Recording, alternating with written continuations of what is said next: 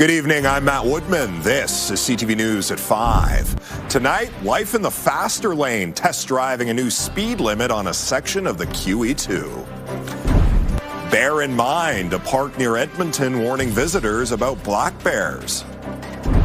And staying alive, the Oilers push their first-round playoff series to Game 6. CTV Edmonton, local breaking news with Matt Woodman. Drivers have been given the green light to go faster on a portion of the Highway 2. The province is increasing the speed limit south of Leduc to 120 kilometers an hour. Tow truck operators say this will make their jobs more dangerous. CTV's Nara Manisa reports. The Alberta government is test driving a new speed limit.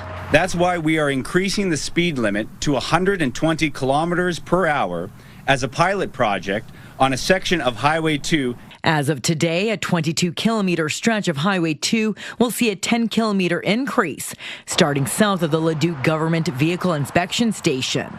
Now, during the speed pilot, we'll closely monitor traffic flow, driver behavior, and safety outcomes, ensuring that decisions are grounded in real-world data. The province says in a recent survey, nearly 70% of the 59,000 who responded were in favor of the higher speed limit. Now, at the end of the day, this is all about respecting Albertans' time. I don't agree with the government's reasoning that it's going to save time because it's going to cost lives. This tow truck operator says many in his industry oppose the increase. With the increase of the speed limit, it's just going to increase the danger level for any tow operators or anybody working roadside. We see near misses all the time. Don Getzel believes drivers are already too distracted by cell phones and console touchscreens. He wants the province to hit the brakes on this pilot project. I've seen way too many preventable collisions that I've attended personally where people are hurt, killed, or injured, and it's unfortunate. And I think if we just do a better job of driving, but I don't think the increase in speed is the solution. The province recently implemented higher fines in an effort to crack down on dangerous driving. The pilot project is expected to last until the end of summer. Nara Manisa, CTV News, Edmonton. Gas prices across much of Alberta shot up overnight. Here in Edmonton, the price at many stations rose more than 30 cents a litre. Yesterday, prices at most stations were hovering around $1.50 a litre. Now, some of those stations are above $1.80.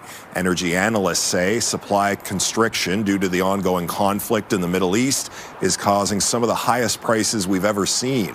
And there are some refinery outages in the United States. 40 members of the Edmonton Police Service will be part of the security detail at the FIFA World Cup. The service says the Vancouver Police Department requested help from June 21st to July 8th. Several policing agencies, including the RCMP, are sending staff. The 40 Edmonton officers will help with crowd control. EPS says it chose carefully to ensure it wouldn't have an impact on Edmonton's policing needs.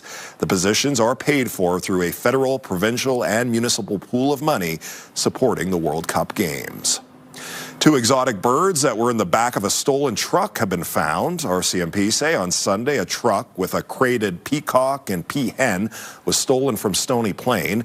Police say later that day, 2 people found the birds still in their crate on Highway 16 near Duffield, west of Edmonton. They took care of the birds until learning they were stolen. They contacted police, who reunited the birds named Pete and Hilda with their owners. Police say the truck they were stolen in is still missing. A popular national park east of Edmonton has a warning for anyone planning to visit. Wildlife warnings from Elk Island National Park usually involve bison. In the last few years, black bears have moved back in. An ecologist with the park says predators, including bears, were forced out in the early 1900s in order to protect the dwindling elk population.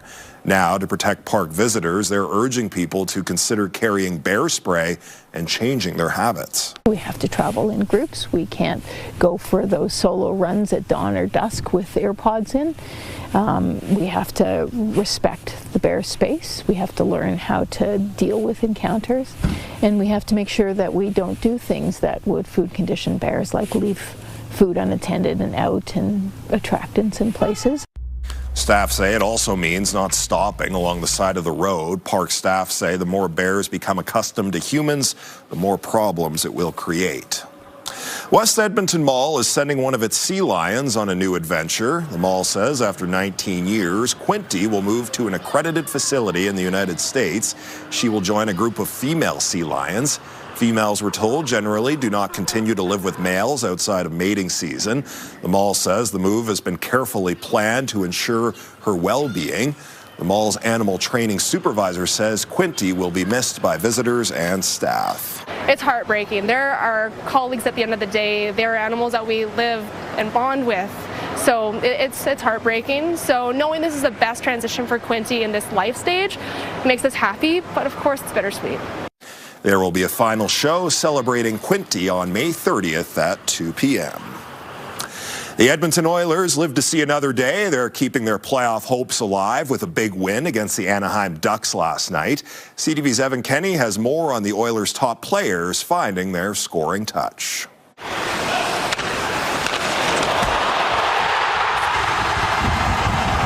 This beautiful pass from Evan Bouchard, finished off by Vasily Podkolzin, got Game 5 started. Just the beginning of a 4-1 win to keep the Oilers' playoff push alive. You win, you're thinking we only need 2 now instead of 3. The task doesn't seem so difficult. The Oilers' big guns firing with their backs against the wall. Leon Draisaitl scoring twice, McDavid picking up 2 assists. Going into the elimination game where we had to change our fate, ultimately we felt that we're going to put the game in our 2 best players' hands and let them dictate how this game's going to go. Evan Bouchard got 3 helpers of his own. Faked him out, makes the pass, and then went to McDavid, and then that shot by Draisaitl. Oh man, they're back. It was great seeing points going on the board finally. The big difference was that the big guns were genuinely the big guns in Game 5. The franchise now has 24 wins in games when facing elimination. In the last 3 playoffs, they have a 6-2 record in those games, with the only losses coming against the Florida Panthers in the Stanley Cup final. They just continue to show us that when it really starts to matter, that's when they're going to play their best hockey, and when they are playing their best, they're better than most teams. The Party and Ice District is not over yet. A couple more games. A Game 7 just means more wings, more fun here in the district, so we're in for it. Oh yeah, I'm excited, yes. The Oilers are back. We're winning Game 6, Game 7. Game 6 is in Anaheim on Thursday. Evan Kenny, CTV News, Edmonton.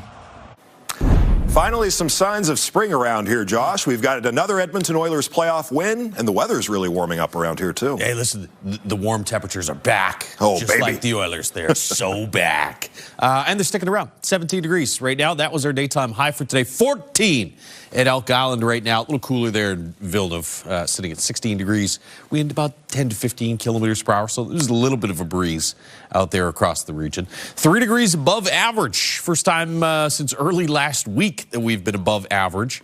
It's only the 7th time this entire month that we've had a warmer than average day. -1, your morning low. I think we'll stay above 0 overnight tonight, despite the fact that we've got clear skies in the forecast. That's what you're looking at right now when you take a look outside with the CTV drone. It's brought to you by Century Casinos. 3 great locations: Edmonton, St. Albert, and Century Mile. Mainly sunny conditions. A little bit of cloud cover there off on the horizon, but nothing significant hanging over the city. Nothing that's going to give us anything in the way of precipitation for tonight. We have had some showers through the foothills, but that was where we expected them to pop up, and you can see they're already fizzling out. I think Friday, late afternoon, Friday evening, we might see some showers here in the Edmonton area. But for tonight, mainly clear. 12 degrees at 9 p.m. That was our high yesterday. 2 degrees tomorrow morning, and then mainly sunny, light wind, and about 22 for a daytime high tomorrow afternoon. We'll talk more about that chance of showers for Friday. Take a look ahead to the weekend as well in just a few minutes. All right, Josh, thank you. Coming up next on CTV News, parking problems. A woman says an abandoned truck has been sitting outside of her house for weeks. There are currently 3 tickets that are on the vehicle. Programming brought to you by James H. Brown Injury Lawyers, the heavy hitters of injury law.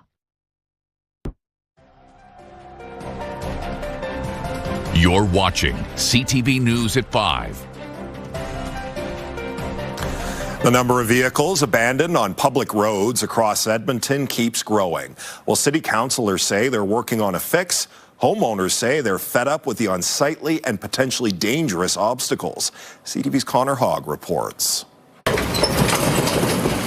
Every time Sheena Peterson looks out her front door, she sees this, a large white truck that she says hasn't moved since it arrived in mid-March. What has happened since then? Not a thing. Not a thing. I haven't seen any activity with it. Peterson says when it first appeared, the driver returned repeatedly to take stuff out of the cab. A few days later, several people removed construction materials from the bed. No one has been back since. Peterson has reported the truck to 311 repeatedly.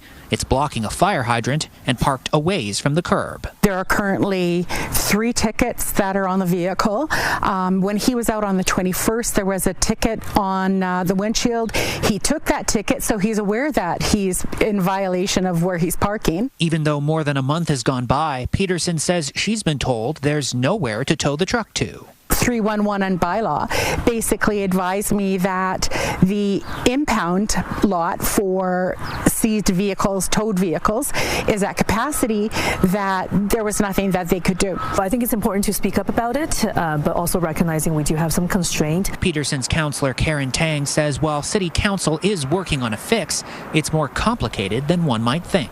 We do have to follow provincial regulations. I know fall feels like a very long time away, but that particular yellowhead construction is part of the reason why the capacity reduced in the face of growing demand. Earlier this month, Councillor Aaron Rutherford sent a letter to the Police Commission saying there was a backlog of more than 500 vehicles that can't be towed in the city. The backlog is expected to be freed up by the fall when yellowhead construction moves on. Peterson feels frustrated by the process. It's really disheartening knowing that I've given the city everything that I possibly can. Peterson wants to see another impound lot vehicles can be taken to.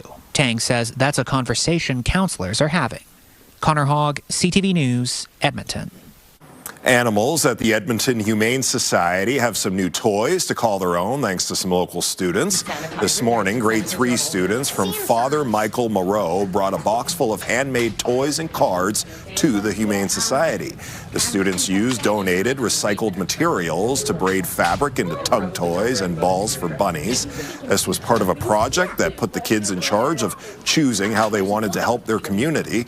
Teachers say it helps the students learn about leadership, compassion, and being responsible citizens. I want the kids to know that they are citizens not only of our classroom, but also of their world. And so I always try to do a social justice project, and I let them take the reins on it so that they know that they are citizens even though they might be small, and that they can make a difference in our world. Even if it's little, it can make a big impact. I think my favorite part was that knowing that we were doing something good for our community and that we can do something even though we're small. Students also participated in an education program and, of course, got to spend a little time with the animals. Still to come tonight on CTV News, Mad Canada honors an Alberta Mountie who stopped more than 100 impaired drivers last year. No innocent should get killed because of somebody's carelessness. Programming brought to you by James H. Brown Injury Lawyers, the heavy hitters of injury law. The province will spend $400 million on new continuing care homes across Alberta, including 3 in Edmonton. The money will go towards 11 continuing care projects, which are expected to create more than 1,100 new spaces for Albertans. The province says projects were chosen based on community need, project readiness, and financial viability. The care homes must operate for a minimum of 30 years and provide 24/7 support. Alberta's Social Services Minister says a growing aging population means getting new spaces built fast is a priority. We want projects that we know can start moving dirt and create homes for people, in a year and a half. And so we'll continue to have conversations with other providers to get other projects that are coming down the line. You're also going to see the department announce a more comprehensive, detailed 10-year plan shortly that builds upon this initial investment. In addition to the 3 projects in Edmonton, funding is going towards projects in Calgary, Cochrane, Leduc, Wetaskiwin, and Red Deer. Changes are coming for drivers visiting Sylvan Lake. The town is increasing some of its parking fees to $50 a day. CTV's Curtis Goodrum has more. Crews across Sylvan Lake are preparing for the busy summer season ahead.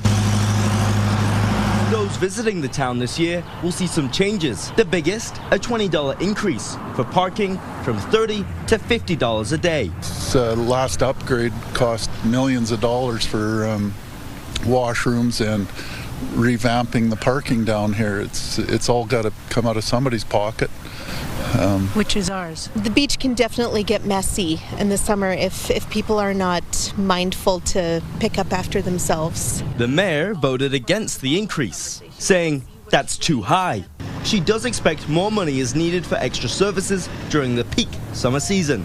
We've added additional enforcement officers. We've added park staff with additional equipment, so vacuum backpacks for that micro litter that's really tough to get to. And we will be adding some additional washrooms down on our lakefront.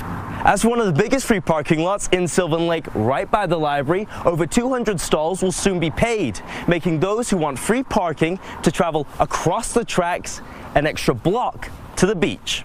We are always worried about the outside charges to our patrons.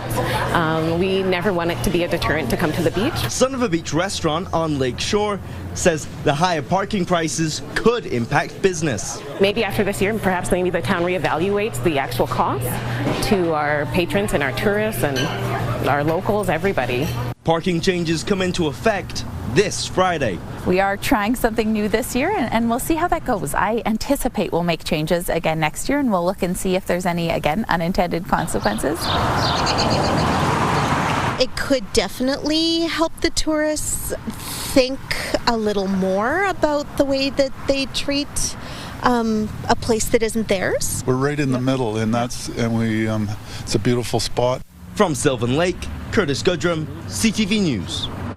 Mothers Against Drunk Driving is honoring nearly 80 Alberta police officers for keeping impaired drivers off the road. And that's why we are there, to make sure that everybody is safe on the roads and nobody gets hurt or injured. Wetaskiwin RCMP Constable Surendra Singh was one of the officers recognized at today's award ceremony. Over the last year, he stopped 110 impaired drivers. An impaired driver killed Linda McCullough's daughter Jennifer in 2003. The Mad Volunteer says these officers have likely saved countless lives. And this event, I would sneak into if I could. It just warms my heart. It's so wonderful and shocking to hear about how many impaired drivers this group has taken off the roads. Mad Canada's Corporal Cummings Watch Awards ceremony was started in 2015. It honors Corporal Graham Cumming, who was killed by an impaired driver near Lethbridge in 1998. The Edmonton Elks have selected 9 players in the CFL draft, including a linebacker in the first round. Daryl Jabome was picked 3rd overall. The Quebec native has been playing at Rutgers University, where he racked up 192 tackles over 4 years. The Elks also added 3 more defenders, 3 offensive linemen, and 2 wide receivers. One of those wide receivers has been playing with the U of A Golden Bears. A beautiful day around Edmonton. Should be even warmer tomorrow. Josh is saying we could hit 20 degrees for a 3rd time this month. He's got your full forecast when we come back.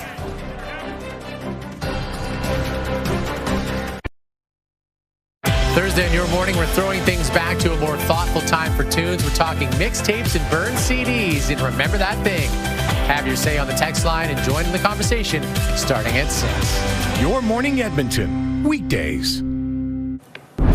Josh, I had some good mixtapes back in the day. Oh. You're going to have to break a couple out.